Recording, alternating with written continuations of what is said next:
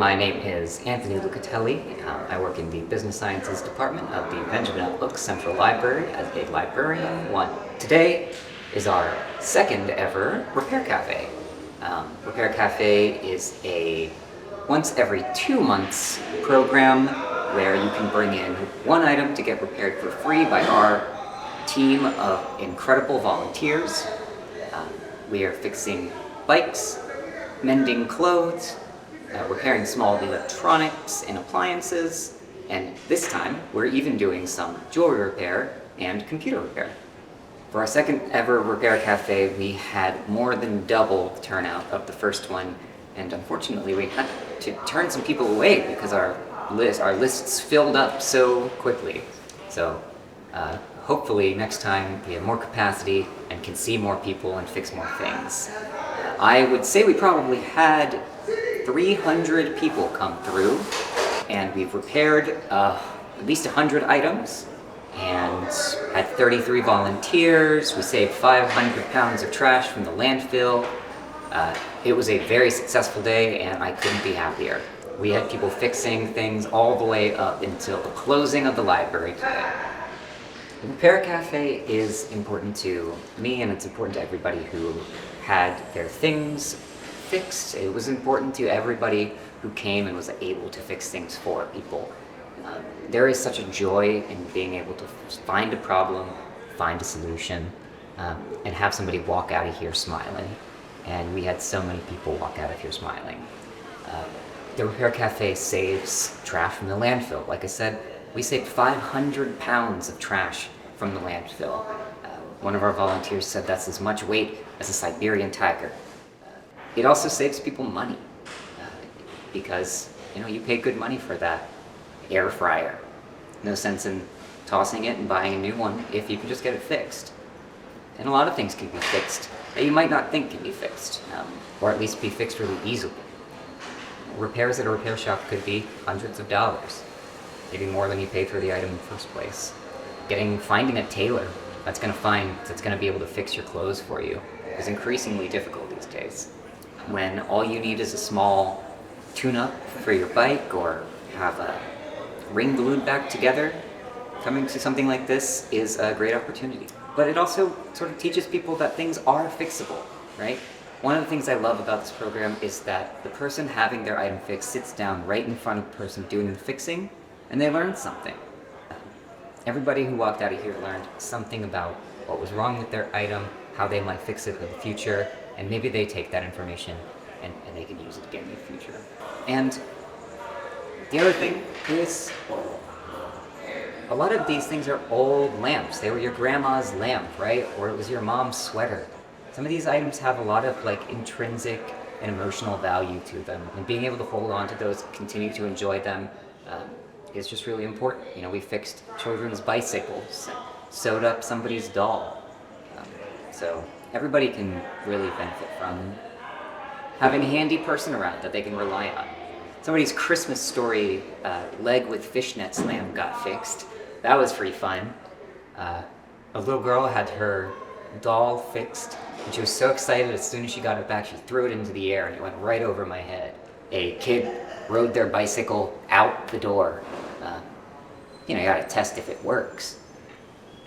And somebody was able to have their blood pressure bracelet adjusted so that it fit and was able to actually accurately record the medical data that it was supposed to record. People brought in all sorts of things, and clearly they're all very happy to have been able to get it fixed. My name is Saj Crone. I came in to have a little tune-up on my bicycle. The brakes are rubbing the rim on the wheel, and the handlebars are a little shaky. I saw it on Facebook, and I registered online. I think this is a really important program for our community, bringing people together, and it's just filling a great need in our town.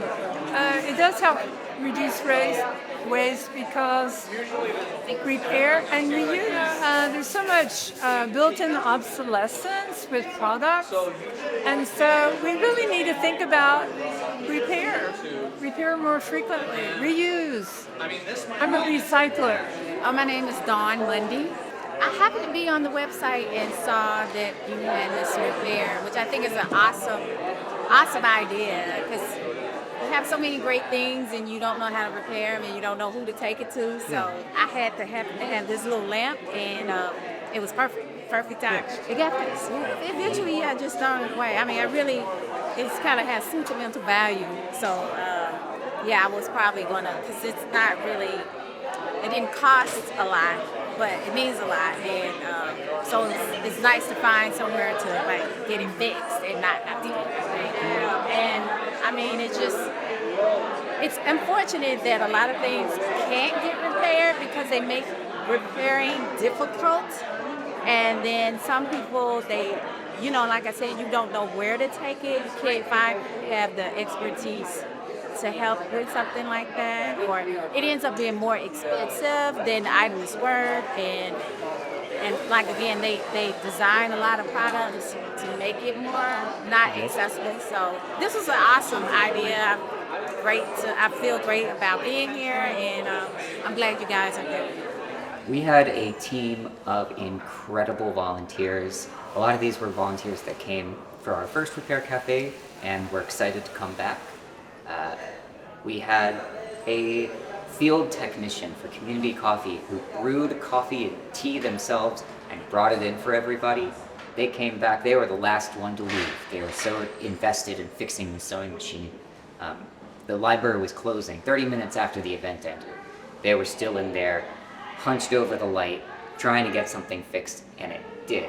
They fixed it right at the last second. We had the president of the Bartlett Mid-South Makers organization come and help fix people's computer problems. We had almost the entire staff of the 5-in-1 social club who hosts a lot of mending and creative textile work programs at their location on summer. Almost the entire staff showed up for us to help fix people's clothes. Our volunteers were really incredible. Some of them were just old retired guys who wanted something to do to give back to their community, and some of them were young people with a little talent for needle and thread. Our own Jackson Mitchell was fixing bikes. He brought in his own bike stand, really was the leader of the bike operation, and Allison Conley, who was our sole jewelry repair person this time, who did a fantastic job, and we are very happy for it.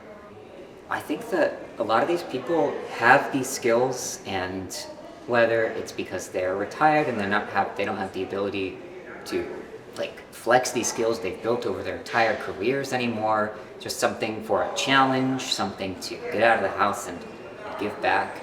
I mean, a lot of it really is just that joy of fixing, having all of these problems in front of you and being able to puzzle out the solution is really gratifying on its own.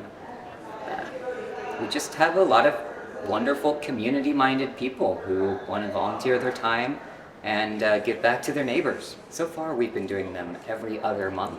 We should be continuing on this every other month trend here at the Central Library, but be sure to be looking out for your own branch having a Repair Cafe or Repair Cafe type programming in the future. I've been tasked with working with people out in the branches, with the leadership here at Central to build out this program to more locations. So the first thing that we're hoping to do is to encourage Whitehaven to make their small engine repair program more frequent. Right now they do it one time a year. Maybe they could do it 3 or 4. That's one of the things that we had to turn people away from here, is that we couldn't do small engine repair in the meeting rooms. Inside the library, we couldn't work with gas like that, but that's something that they've been doing and something I bet they could do more of, especially because there's so much interest. I'm in talks with Orange Mound right now to try and get something going over there. So be on the lookout. There's more to come. If you're interested in volunteering, donating, or attending the Repair Cafe, please go to memphislibrary.org/mpl-repair-cafe to sign up and get more information about when we're doing it next. And we should have photographs from all of our previous events there to see, get inspired, and just get excited for the next one. If you know anybody who's interested, let them know. Share the link. And we're always looking for new volunteers. And we're always hoping to serve more people. Hopefully next time we serve even more than we did this time. The Repair Cafe was actually inspired in part by a professional development webinar that I attended where somebody from Little Rock, Arkansas, who runs a Repair Cafe over there in the CALS library system. You know, we've been building the Library of Things here, and we've been trying to build that out into more and more different things. And in fact, we just added some precision screwdrivers for taking apart electronics. There's a soldering kit in there. A lot of the things that got used in the Repair Cafe are available for checkout here at the Central Library.